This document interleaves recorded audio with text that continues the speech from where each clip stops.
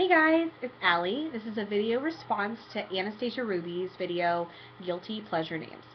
I have 10 boys and 10 girls, and I'm going to make this quick because I know this can be a long video, and you don't want to sit here for 20 minutes. So, we're going to start with the boy's name first. The first one is Nero, and I really like the name Nero. Actually, the first time I heard it was on Chris Couture's video, Ancient Names. And Nero, she said it, and I was like, oh my gosh, that's such a cool name. And she happened to mention that, she didn't believe it was a very cool guy, or a friendly guy that it was attached to. And I was like, I can get over that. If he wasn't friendly, that's okay. No, this guy was pretty much a monster. He was a ruler of Rome, and he used to burn Christians in his garden at night so that he could have light. So it went on my guilty pleasure name because I think it is a great name, but it's attached to a very bad person. And I don't think that's fair if your child's associated with somebody like that. The next is Amadeas. It's a little too over the top and pretentious for me. I feel like if my last name was more unique, then it would work. The next is Eris. I feel like Eris is usable. I've met a few little girls named Eris, but no little boys. I just feel like it's too associated with the astrological sign. I don't know. I think it's cool though. I just wouldn't use it. The next is Eris. And I know Eris is a girl's name because it is the goddess of strife, chaos, and discord. Discord. I don't know why I said discord. Discord. And I just can't see giving my child a name that means horrible things. I don't want my child's name being chaos. What if the name affects the person? My name means defender of man, and that describes my personality to a T. I will help anybody at any time. With anything. And I'm always defending people and standing up for people. So I just don't see myself giving my child a name that means those type of things. Also, the next name is Camden. Camden is just way too trendy for me. I think it's super cute. I think it's definitely usable and people are using it all the time. I just think it's way too trendy for me, for my taste, and to go with my other two kids' names. It's not something. The next is Malcom Xavier. I am a huge fan of African American history. My husband is African American and my children are biracial, so I definitely make sure that they know about their history and about the civil rights movement and anyone who was involved, and any African Americans in history that basically stood up for what was right. And so I make sure, I am European and Oglala Lakota, so I make sure that they also know their Native American roots and everything. So I tend to like a lot of Native American names, or Lakota names, not really Native American names, but not really Native American names in general, just Lakota names.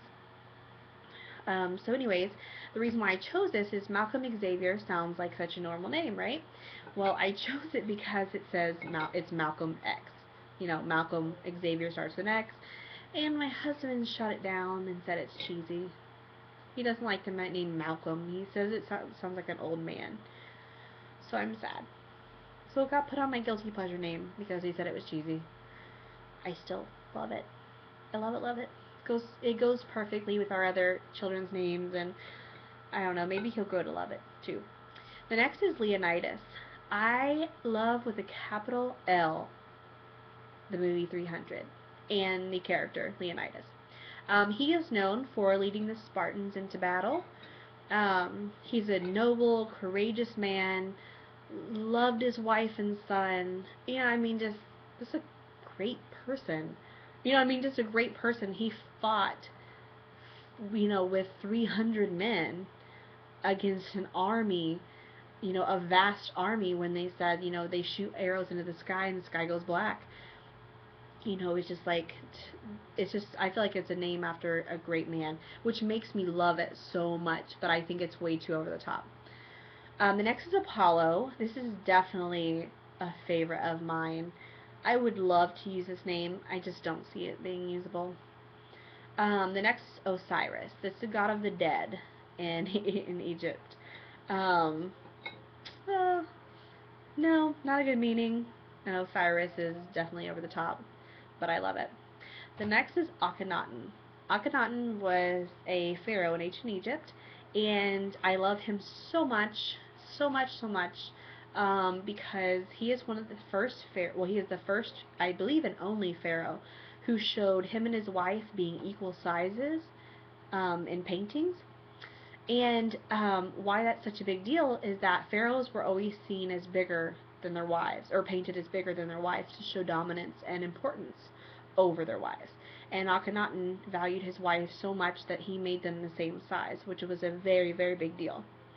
Also, he's the first pharaoh who showed affection in paintings to his children. There's actually a painting, I believe on a vase that has him and Nefertiti, which was his wife, loving on their child, on their son. And I think that was a really big deal because that was not the norm. And it makes me really, really like the name, even though I would never use it ever. It just, the person made me really love it. Okay, the next one is also an ancient Egyptian name. It's the first on my girls' name list, and it's Hatshepsut. Hatshepsut is the most important pharaoh in ancient Egyptian history, in my opinion, and also in a lot of others' opinion. And that's because she was the longest reigning pharaoh. She was the first woman pharaoh, and she did such a good job, and she was so important, and she was basically envied by all that she was murdered. And while that's not a good meaning, she was just amazing. She was like the first female go-getter, and she's actually known as being like one of the most important, the first important women ever. So she got on my list. And of course, I mean, she's my favorite person in history ever. And I just feel like it's never ever usable. People would never know how to say that. The next is a girl name, and it's a normal name. A lot of people have this name. It's Laticia. I love the name Laticia. The reason being is my mom was a nurse, and she took care of a little girl named Laticia. And she was Hispanic and had these eyes that were as big as saucers, and she had cancer, and her head was bald, and she had these like big doe eyes and this beautiful bronze skin, and she just looked up at you and smiled, and she always was so sweet, and she captured my heart every time I saw her, and it made me love her name so much. But my husband doesn't like it, and also none of my family would know how to pronounce it. They would always say it wrong. But Laticia is just, I think it's like one of the most beautiful names ever. Ever. The next is Nefertiti, the wife of the pharaoh Akhenaten. Nefertiti is also one of my favorite people in history. And it's just a name that I feel like is not usable. I Facebooked it, and there's a lot of people named Nefertiti, surprisingly. The next is Anuhea, and it is Hawaiian, and I can't remember what it means. Let me see. Let me see if I can find it. What does Anuhea mean? I know I have it in here. Hold on one second. Cool fragrance. And, oh, I just think it's, oh my gosh, just say it out loud. Anuhea. Like, doesn't that sound, oh, it sounds like a cool fragrance. It sounds like a cool breeze coming out of your mouth. Anuhea. I think it's totally usable. It's just, my husband thinks I'm so weird with my names. He thinks it's too out there, but whatever. My next is Alohalani. I don't know what this means, but it just sounds so beautiful. Oh my gosh, Alohalani, are you serious? Could you have any more beautiful name? It's just, I picture a dark skin. I actually picture one of our children. Like, I picture like olive skin or bronze skin with dark hair, straight or curly hair, big brown eyes, like deep eye. I'm talking deep brown, like you can't see the pupil. It's just like windows to the soul. I don't know. I know that sounds weird, but that's who I picture. A very exotic, beautiful woman. The next is Neytiri.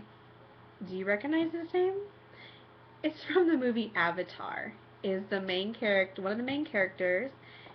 His name is Neytiri. My husband would use this name. I just think it's way too out there. The next is Violetta. How beautiful is that name? My family would butcher it, and everybody else where I live would butcher it. They'd be like, Violetta? Violetta? No. Violetta. No, it's not going to happen. She's going to have to pronounce it for everyone, correct everyone. Too much. The next is my biggest guilty pleasure name ever, Essence. I love that name. Love it, love it. I just think it's too much. The next is Salome. I love Salome a lot. I have a very normal name, a last name though, and it just sounds way too much with my last name. It sounds like I'm trying way too hard to give my child a unique name. The next is Indigo. I think Indigo is a really cool name for a girl. I know it sounds kind of masculine, but I think for a girl it's super cute. I'm actually considering it for a middle name, but I don't know. It's still a little much for me. It's a little too modern, I would say. The next is Cattleya. Cattleya was the girl in the movie Colombiana, and it was who is that? Zoe Saldana is the girl. Cattleya is gorgeous. I think there's absolutely nothing wrong with this name except the spelling. It's a name. She was named after the Cattleya orchid, and I believe it's known for growing in South America. But it starts with the word cattle, literally Cattle is how it starts. Cattle. And I just think that's way too much teasing potential. So I know I gave you 11 girls' names because I added one in there at the end because I was like, I need to. It had to be in there. So anyways, those are my girls and boys guilty pleasure names. Feel free to make a video response. I tag all of you to do it, or just put your guilty pleasure names in the comments below. Bye!